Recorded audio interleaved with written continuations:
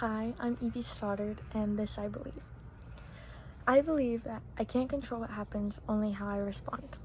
I used to believe I was in control of my future, that if I made the right decisions, worked harder than everyone else, and stayed focused, everything would fall into place. I believed that effort was a straight path to success. But then, last month, I tore my Achilles. One quick, unexpected injury, and everything I had planned, my transfer to Oregon State, and long-awaited shot at Division I soccer, all the progress I had made was gone in an instant. It was hard not to see it as cruel. I asked myself, was it just dumb luck, or did I push my body too far? For someone who plans everything down to the minute, this moment threw me into a spiral. But once all the noise of disappointment fell, I found clarity. I still believe in control, but a different kind. I believe that we don't always get to choose what happens to us, but we do get to choose how we respond, and that response is what shapes our future. When I was 8, I picked up a soccer ball without realizing that it would change my life. I fell in love with the game, but love came with pressure. The pressure to stand out, to succeed, and to be seen. At age 13, I knew I needed to train differently if I wanted different results. I didn't have elite coaching or private trainers. What I had was a wall to bounce the ball off of, a patch of pavement to juggle on, and a stubborn desire to be great. I spent countless nights out in the dark working alone. By high school, I couldn't imagine not playing college soccer, but I started the recruiting process late. Not because I didn't care, but because I didn't know how. I googled things like how to email a college coach and how to get noticed at tournaments. I sent hundreds of messages, most were never even opened. Every unanswered email stung, but I kept sending them. I had no connections, no shortcuts, just belief. Eventually, a junior college 15 hours from home, Peninsula College, gave me a chance. It wasn't the D1 dream I had imagined for myself, and at first, I felt a little disappointed. But something about the visit felt right.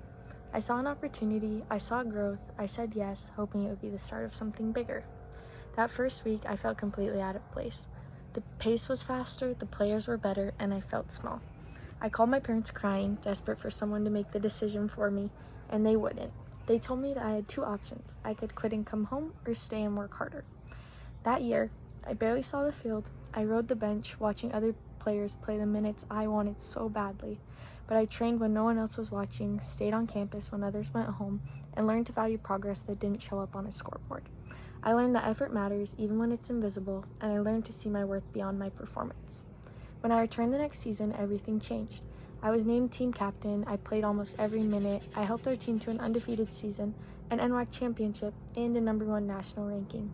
Of course it wasn't perfect, but there were still doubts, still pressure, but it was the kind of year that proves to you that struggle is not wasted. That belief paired with hard work really can shape a different outcome. That's what made signing with Oregon State so special. It wasn't about the level, it was about everything I had overcame to get there. I knew challenges would still come, I knew I'd still have to choose between giving up and digging in, but I felt ready. And then my Achilles snapped.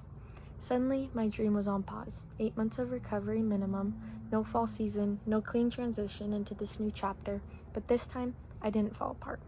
I wasn't angry at the world. I remembered what got me here in the first place. My response. I've been here before, in a place of doubt, fear, and uncertainty, and I got through it. I remembered the words of legendary UCLA coach John Wooden. Things turn out best for people who make the best out of the way things turn out. Now it's my turn to decide how things will turn out for me. I'm not pretending that I'm fearless. I'm definitely afraid, but fear doesn't cancel out belief. I now know that resilience isn't about never falling down, it's about standing up with more intention. This I believe. We don't control everything. Life can hit hard, dreams can get delayed, and plans can fall apart. But how we respond, that's our power. That's where the real choice lies. Every time I've chosen to keep going, to believe in something I couldn't yet see, I've moved closer to the future I want.